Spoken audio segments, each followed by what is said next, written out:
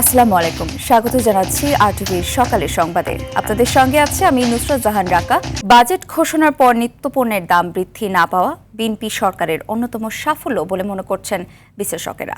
বাজেটের আকার বড় হলেও 2026-27 অর্থবছরে মূল্যস্ফীতি নিয়ন্ত্রণ, বাজেটে সুষম বণ্টন ও রাজস্ব আদায়ের লক্ষ্যমাত্রা অর্জনে কার্যকর ভূমিকা নিতে পারলে বাজেট বাস্তবায়ন সম্ভব হবে।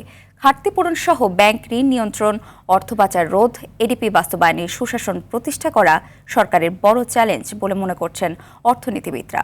বিস্তারিত জানাচ্ছেন আতিকা রহমান। মন্ত্রী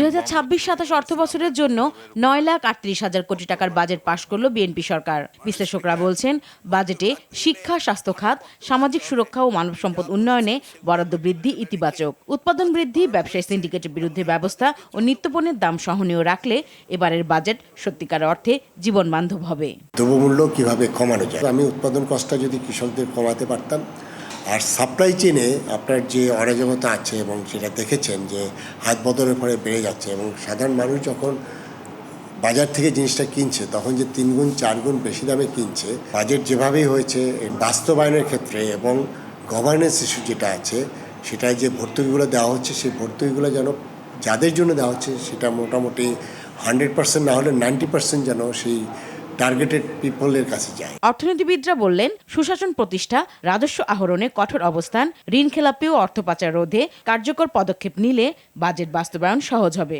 বিগত বাজেটগুলোর দিকেও যদি তাকান, তখন বাজেটের পরেই কেমন যেন সাধারণ জিনিসপত্রের দাম বৃদ্ধির একটা প্রবণতা থাকে। এবারের বাজেটের পর যদি চিন্তা করেন, তখন কিন্তু এই লক্ষণটা আপনি দেখতে পাচ্ছেন না। আমি মনে করি সরকারের জন্য এটা একটা শুভ সূচনা। মূল্যস্ফীতি যদি সরকার নিয়ন্ত্রণ করতে পারে, 9.42%কে যদি আমরা 7.5% আনতে পারি, সেটা অনেক রিলিফ দিবে, মুক্তি দিবে। জ্বালানি সংকটে কার্যকর ব্যবস্থা, বৈদেশিক ঋণ নির্ভরতা কমানো ও বাস্তবসম্মত মুদ্রানীতি প্রণয়ন না করলে এবং মূল্যস্ফীতি লক্ষ্যমাত্রা 7.5 অর্জন না করলে অর্থনৈতিক ঝুঁকি তৈরি হবে। সরকার ইতিমধ্যে এই বাজেটের জন্য $3.1 বিলিয়ন, যেটা ওয়ার্ল্ড ব্যাংক, IMF প্লাস হচ্ছে এডিবি, এদের কাছ থেকে অলরেডি পেয়েছে 38,000 কোটি টাকা। ভঙ্গুর অর্থনীতিকে যদি আপনি ঠিক করতে চান, রাষ্ট্র ব্যয় করতে হবে, সমষ্টিক চাহিদা বাড়াতে হবে। এই চাহিদা বৃদ্ধিটা উৎপাদন বাড়বে, তখন কস্ট ওভাররান এবং টাইম ওভাররান, এই দুটোকে যদি আমি মনে করি বর্তমান সরকার শক্ত হাতে হ্যান্ডেল করতে পারে, তাহলে দুর্নীতি এডিপি থেকে অনেকটাই লাঘব হবে। প্রত্যক্ষ সম্পদ কর ও মূল্য সংযোজন কর কাঠামো সহজীকরণ এবং দুর্নীতির লাগাম টেনে ধরলে ভঙ্গুর অর্থনীতি আলোর পথ দেখবে বলে অভিমত অর্থনীতিবিদদের। আতিকা রহমান, আরটিভি, ঢাকা। সদিচ্ছা আর আধুনিক প্রযুক্তির ব্যবহার না করার কারণেই সড়কে চিরচেনা ভোগান্তির স্থায়ী অবসান অসম্ভব হয়ে উঠছে। প্রযুক্তির ব্যবহার না করে সনাতন পদ্ধতিতে কাজ করায় ভোগান্তি বাড়ছে বলে মনে করেন সড়ক বিশেষজ্ঞরা। আইনের প্রয়োগ বৃদ্ধি করে সমন্বিতভাবে কাজ করার আহ্বান নগর পরিকল্পনাকারীদের। সড়ক খোঁড়াখুড়ি নিয়ে সাকিবুর রহমানের ধারাবাহিকের শেষ পর্ব। ছবি তুলেছেন নাজমুল হোসেন সাইমন। ঢাকা শহরে সড়ক ব্যবস্থাপনার সঙ্গে যুক্ত অন্তত 26টি সেবা সংস্থা বিভিন্ন সময়ে তাদের কাজে সড়ক খুঁড়ে উন্নয়ন প্রকল্প বাস্তবায়ন করে থাকে। সেখানে ভোগান্তিতে পড়তে হয় নগরবাসীকে। এই নরক যন্ত্রণা থেকে মুক্তির প্রথম এবং সবশেষ কার্যকর সমাধান হলো ইউটিলিটি টানেল বা কমন ডাক ব্যবস্থা, যা উন্নত বিশ্বে ব্যবহার করা হয়। যোগাযোগ বিশেষজ্ঞরা বলছেন, দেশে জিপিআর, মাইক্রো টানেলিং ও প্রিকাস্ট প্রযুক্তি ব্যবহারের মাধ্যমে ভোগান্তি কমাতে হবে। বিভিন্ন সংস্থার আগের যে কাজগুলো হয়েছে, কার যে লাইন কোন দিকে গেছে সেটাই আসলে আমরা নির্ধারণ করতে পারি না। ঢাকা শহরে এখন সবচাইতে যে জায়গাটা আমি মনে করি যে আসলে একটা বিনিয়োগের বিষয়, যে আমরা গ্রাউন্ড পেনিট্রেশন রাডার যেটা বলছি, এই রাডার দিয়ে পুরো ঢাকা শহরে একটা ম্যাপিং করে ফেলা উচিত। অনেক জায়গায় মাইক্রো টানেলিং করে ফেলতেছে, তাহলে আপনার রাস্তা যে ওপেন করা অর্থাৎ বড় অংশ কেটে ফেলা, সেই প্রয়োজনীয়তা তো অনেক জায়গায় হচ্ছে না। খরচের কথা চিন্তা করে এসব প্রযুক্তি ঠিকাদাররা ব্যবহার করে না বলে মত বুয়েটের এই সড়ক বিশেষজ্ঞের। কাস্ট ইন সিটু না করে প্রিকাস্ট, অর্থাৎ যে ধরনের কাজ হচ্ছে এলিমেন্ট আছে সেটা মাঠে একদম ঢালাই না করে এটা প্রিকাজ করেও কিন্তু করা সম্ভব। তো ঠিকাদার অনেক সময় করতে চায় না, কারণ সেই খরচটা কিন্তু সে করতে যাচ্ছেন না, কিন্তু খরচ না করার ফলে আপনি কম্প্রোমাইজ করছেন জনভোগান্তির সাথে। নগর পরিকল্পনাকারীরা বলছেন সিটি কর্পোরেশনের সঙ্গে সমন্বয়ের অভাবের কারণেই এমন পরিস্থিতি, আর তার ফল ভোগ করতে হয় নগরবাসীকে। বর্ষাকালে যে কাজগুলো করা হচ্ছে সেই রাস্তাগুলো কিছুদিন পর আবার ভেঙে যাচ্ছে, তাহলে এটা একটা সাইকেলের মতো। আপনি সাইকেলটা শুরুই করছেন অন্যায় এবং দুর্নীতি দিয়ে, এবং সেটা যতদিন আছে কাজের মান খারাপ সহ আমাদের ভোগান্তি সহ সব কিছুর মধ্যেই কিন্তু একটা বড় প্রশ্ন। দিনের পর দিন এভাবে রাস্তা খুঁড়ে কাজ করায় জমা পানি থেকে বাড়তে পারে ডেঙ্গু। এজন্য সিটি কর্পোরেশনকেই দায় নিতে হবে বলে করেন নগরবিদরা। বর্ষা মৌসুমে যখন কাজ করবেন তখন তো অনেক জায়গাতেই কিন্তু জমা পানি তৈরি হয়, এবং জমা পানি তো ডেঙ্গুর প্রধানতম উৎপত্তি স্থল। তাহলে আমরা কেন, বছরে তো আরও 8-9 মাস আছে, তাহলে কেন আমরা বেছে বেছে বর্ষা মৌসুমে কাজটা আমরা করব? সাময়িক জোড়াতালির উন্নয়ন বাদ দিয়ে দীর্ঘমেয়াদী ও টেকসই পরিকল্পনায় পারে নগরবাসীকে আজীবন ভোগান্তি থেকে মুক্তি দিতে। সাকিবুর রহমান, RTV, ঢাকা। জমি অধিগ্রহণ শেষ না হওয়ায় আটকে আছে ফরিদপুরের ভাঙ্গা থেকে বরিশাল পর্যন্ত 4 লেনের মহাসড়ক নির্মাণ কাজ। পদ্মা সেতু চালুর পর ঢাকা থেকে ভাঙ্গা পর্যন্ত 4 লেনের মহাসড়ক চালু হলেও ভাঙ্গা বরিশাল সড়কটি রয়েছে আগের মতোই সংকীর্ণ। 2019 সালে জমি অধিগ্রহণ প্রকল্প নেওয়া হলেও গত 7 বছরেও শেষ হয়নি সে কাজ। বরিশাল সংবাদদাতার পাঠানো তথ্যচিত্রে বিস্তারিত জানাচ্ছেন সাকিব আল হাসান। ঢাকা বরিশালের মধ্যে সড়কপথের যোগাযোগ উন্নয়নে ভাঙ্গা থেকে বরিশাল পর্যন্ত 4 লেনের মহাসড়কের একটি প্রকল্পের কাজ শুরু হয় 2019 সালে। চলতি বছরের 30 জুন শেষ হচ্ছে প্রকল্পটির মেয়াদ। 7 বছরে ভূমি অধিগ্রহণই সম্পন্ন করা যায়নি প্রকল্পটির। 95 কিলোমিটার দীর্ঘ মহাসড়কের কেবল বরিশাল অংশে প্রস্তাবিত জমির অর্ধেক অধিগ্রহণ করা হয়েছে। পদ্মা সেতু চালুর পর কয়েক গুণ যানবাহনের চাপ বাড়ায় প্রায়ই ঘটছে ভয়াবহ দুর্ঘটনা, ব্যয় হচ্ছে অতিরিক্ত সময়। গাড়ি অনেক প্রতিদিনই অ্যাক্সিডেন্ট হয়। আমাদের জানেন কোনো নিরাপত্তা নেই, এই রাস্তার যে চিপা রাস্তা, হাজার হাজার গাড়ি, তার কারণে আমরা যে কিভাবে গাড়ি চালাচ্ছি আমরা নিজেরাই জানি না। বর্তমানে যে রাস্তা 3 হুইলার গাড়ি আর বাস, যাত্রীবাহী বাস, ট্রাক এগুলি একত্রে চলাচল করতে পারে না। প্রকল্পের মেয়াদ আবারও বাড়ানোর আবেদন করা হয়েছে বলছেন এই কর্মকর্তা। আমাদের এখানে টোটাল 41 একর জায়গার মতো অ্যাকোয়ার করার কথা, যার ভিতরে 25 একর ইতিমধ্যে আমরা পেয়েছি এবং বাকি 25 একর জায়গা আমরা পাইনি। তবে এখানে আমাদের প্রজেক্ট এক্সটেন্ড করলে সেক্ষেত্রে আমাদের এস্টিমেটও চূড়ান্ত পেয়ে যাবে এবং বাকি ইয়েটা পেয়ে যাবে। এদিকে বরগুনা, পটুয়াখালী, ঝালকাঠি সহ বরিশাল বিভাগের অন্যান্য জেলায় যাতায়াতে বাইপাস না থাকায় শহরের মধ্য দিয়ে চলছে দূরপাল্লার যানবাহন। এতে বাড়ছে যানজট। বড় বড় শহরগুলিতে বাইপাস আছে, আমাদের এই বরিশাল সিটি কর্পোরেশন একটা বিভাগীয় শহর, এখানে কোনো বাইপাস নাই। যদি এই বাইপাস থাকে এখানে যানজটটা অনেকটাই কমে যাবে।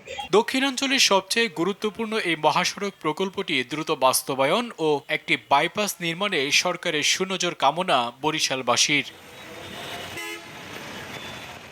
সাকিব আল হাসান, RTV। উজানের ঢল ও বৃষ্টি না থাকায় লালমনিরহাট ও কুড়িগ্রামে বন্যা পরিস্থিতির কিছুটা উন্নতি হয়েছে। সকালে লালমনিরহাটে তিস্তার পানি ডালিয়া পয়েন্টে বিপদসীমার 17 সেন্টিমিটার নিচ দিয়ে প্রবাহিত হয় বলে জানিয়েছে পানি উন্নয়ন বোর্ড। এতে নদীর তীরবর্তী নিম্নাঞ্চল থেকে ধীরে ধীরে পানি নামছে। পানিতে তলিয়ে বিভিন্ন এলাকায় নষ্ট হচ্ছে বাদাম ও আমন ধানের বীজতলা। এতে দুশ্চিন্তায় রয়েছেন কৃষকরা। কুড়িগ্রামেও কমছে সবকটি নদ নদীর পানি, ফলে বন্যা পরিস্থিতির উন্নতি হয়েছে। সকালে দুধকুমার নদীর পানি কমে বিপদসীমার 24 সেন্টিমিটার নিচ দিয়ে প্রবাহিত হয়, তবে নিচু এলাকার জমিতে এখনো পানি রয়েছে।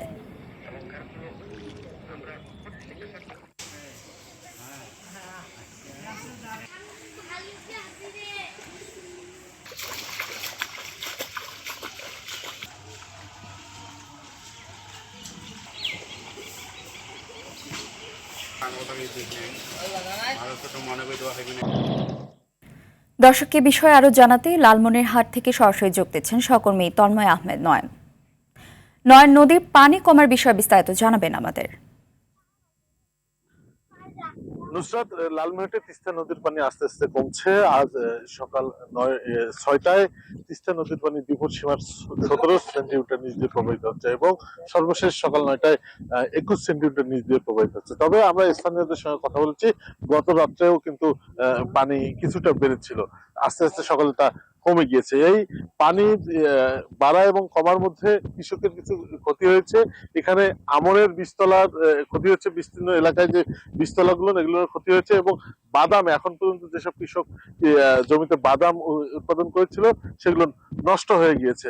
এছাড়াও নদী তীরবর্তী এলাকায় যে মৎস্য চাষিরা রয়েছে তারা কিন্তু ক্ষতির সম্মুখীন হয়েছে। আমরা মৎস্য চাষিদের সঙ্গে কথা বলেছি, এদিক দিয়ে আমরা মৎস্য অধিদপ্তর, কৃষি অধিদপ্তর এবং জেলা প্রশাসনের সঙ্গে কথা বলেছি যে এখন পর্যন্ত তারা ক্ষতির যে মোট ক্ষতি কত ক্ষতি হয়েছে তারা এখনো নিরূপণ করতে পারেনি। পুরো দমে পানি কিন্তু নেমে যায়নি।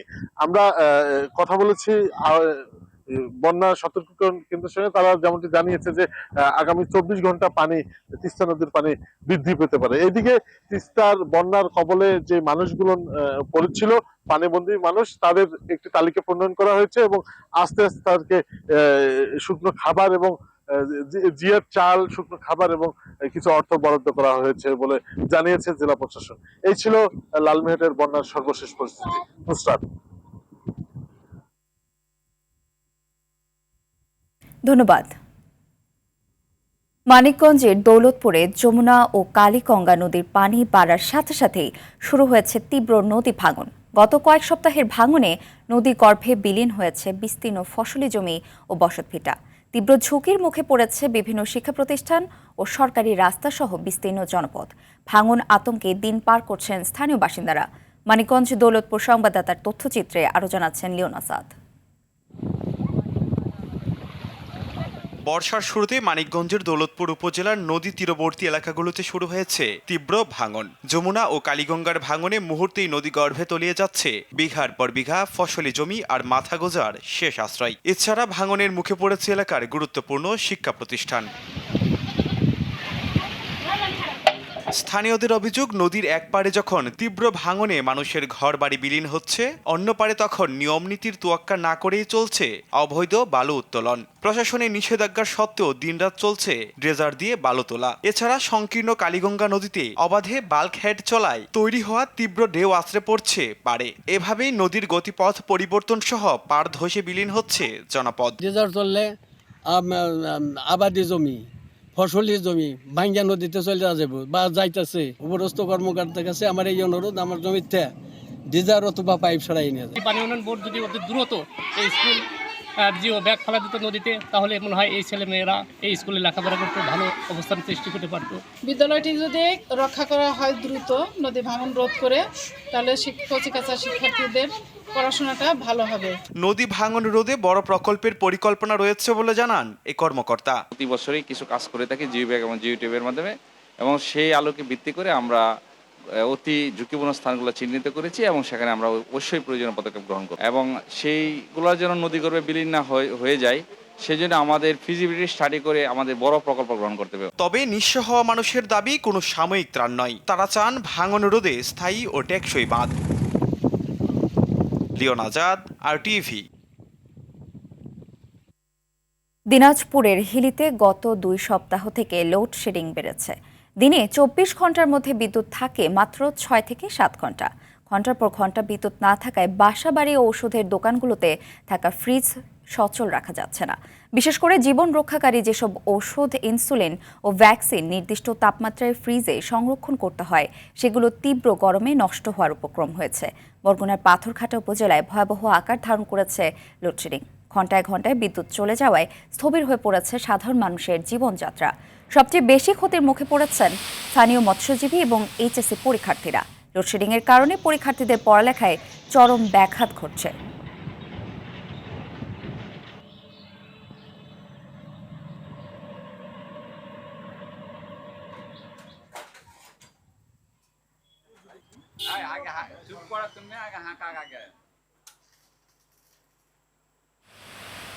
দর্শক, এই বিষয়ে আরো জানাতে বরগুনার পাথরঘাটা থেকে সরাসরি যোগ দিচ্ছেন সহকর্মী তৌহিদুল ইসলাম শুভ।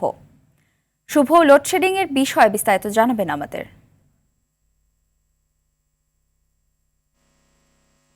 উপজেলায় বেশ ঘন ঘন বিদ্যুতের লোডশেডিং, যে প্রতিদিন যে গ্রামগঞ্জের যেভাবে লোডশেডিং দিচ্ছে কর্তৃপক্ষ, পাথরঘাটার যে ঘন্টায় ঘন্টায় লোডশেডিং, এর কথা বলতে গেলে যে 24 ঘন্টার ভিতরে কিন্তু গ্রামগঞ্জে 6 থেকে 7 ঘন্টা বিদ্যুৎ পাচ্ছে এবং শহর পর্যায়ে কিন্তু যে 10 ঘন্টার বেশি বিদ্যুৎ থাকছেন। এবং দেশের দ্বিতীয় বৃহত্তম মৎস্য অবতরণ কিন্তু বরগুনার পাথরঘাটায় অবস্থিত। কিন্তু আমরা দেখেছি যে বিদ্যুৎ কর্তৃপক্ষ কিন্তু আমাদের জানিয়েছেন যে এই সাগরে কিন্তু এখন যে ইলিশের ভরা মৌসুম চলছে, এই মৌসুমে সাগরে জেলেরা মাছ শিকার যাবে, কিন্তু বিদ্যুতের ঘন ঘন লোডশেডিং থাকায় কিন্তু তারা সাগরে যেতে পারছে না এবং বরফ উৎপন্ন করতে পারছে না, যার কারণে কিন্তু মাছ শিকার যেতে ব্যাহত হচ্ছে এবং এতে কিন্তু ক্ষতির মুখে পড়েছেন যে জেলার কয়েক শত যে ট্রলার এবং ট্রলার মালিকরা, কয়েক হাজার জেলে।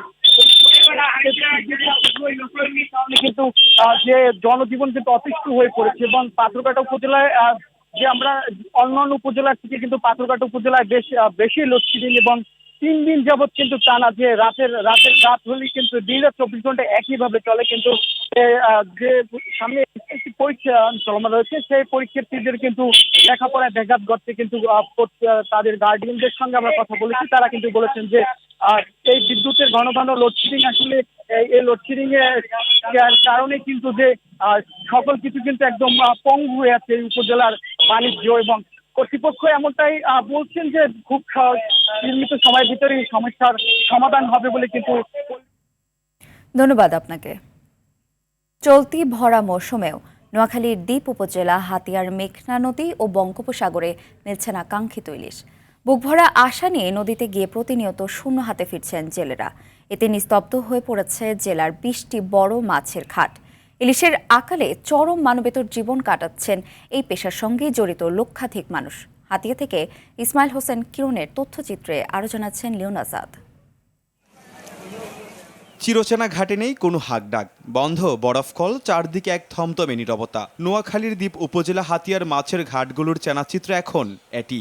এপ্রিল থেকে আগস্ট ইলিশের মূল মৌসুম হলো এবার নদী ও সাগরে দেখা নেই রূপালী ইলিশের। হাতিয়ার বড় 20টি ঘাটের প্রায় 10,000 ট্রলার এখন নদীতে রয়েছে, তবে দিনরাত পরিশ্রম করেও মিলছে না কাঙ্ক্ষিত মাছ। জেলেরা বলছেন প্রতিদিন ট্রলারের জ্বালানি ও রসদ খরচ তুলতে গিয়ে দেনার দায় বাড়ছে। নদীতে কোনো মাছ নাই, জেলেরা প্রতিনিয়ত যায় আসে, এক একটা যাওয়া আসাতে তাদের নর্মালি এক একটা বোর্ডের প্রায় 1 লক্ষ টাকা করে লস আছে।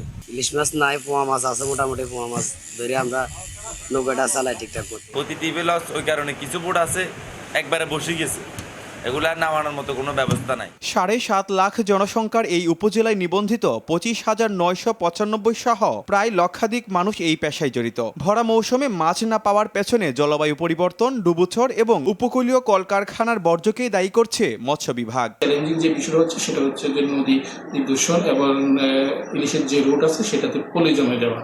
যদি আমরা যথাযথ উপায়ে খনন করতে পারি ইলিশের এই রুটগুলো, তাহলে আশা করি সামনে এই ইলিশ সম্পদটা টেকসই হবে। প্রকৃতির এই বৈরিতায় মেঘের আড়ালে ঢাকা পড়েছে উপকূলের হাসিমুখ। তবে সব হতাশা ডিঙিয়ে আবারও বুক ভরা আশা নিয়ে জাল ও টলার গুছিয়ে রূপালী ইলিশের অপেক্ষায় সাগরে যাত্রা করছেন মেঘনার বুক চিরে বেঁচে থাকা এই মানুষগুলো।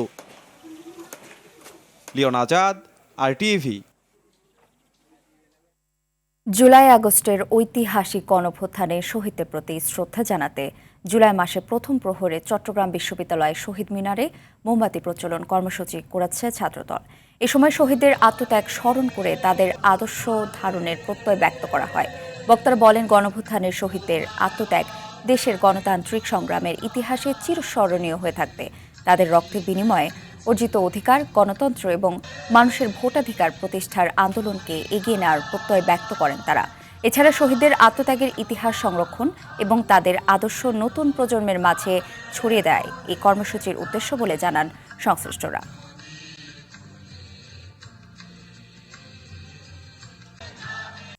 নোয়াখালীর কবিরহাট উপজেলায় প্রায় কোটি টাকা ব্যয়ে সড়ক সংস্কারে কাজের মান নিয়ে ব্যাপক অনিয়মের অভিযোগ উঠেছে ঠিকাদারের বিরুদ্ধে। স্থানীয়দের অভিযোগ, নিম্নমানের সামগ্রী ও কম পরিমাণে বিটুমিন ব্যবহারের কারণে কাজ শেষ হওয়ার পরদিনই উঠে যাচ্ছে সড়কের কার্পেটিং। নোয়াখালী প্রতিনিধি গিয়াসউদ্দিন রনির পাঠানো তথ্যচিত্রে আরও জানাচ্ছেন আবরার মাহি।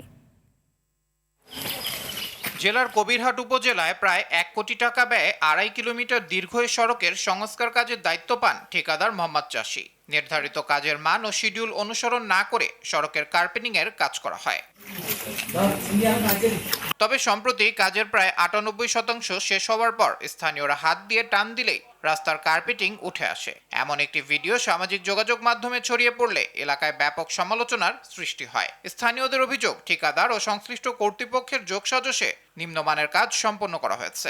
রাস্তায় কোনো ভিটামিন, কোনো রাস্তা তৈরির জন্য যেসব প্রয়োজনীয় জিনিস ব্যবহার করা হয়, এসব কোনো জিনিস ব্যবহার না করে এই রাস্তার ফিস ঢালাই দিতেছে। কালকে ঢালাই দিছিল, আজকে বৃষ্টি হওয়ার পরে টল্লাদুলি উঠে যেতেছে, এগুলিতে কোনো ফিস ঢালা হয় নাই, নর্মালভাবে ঢালাই দিয়ে চলে গেছে।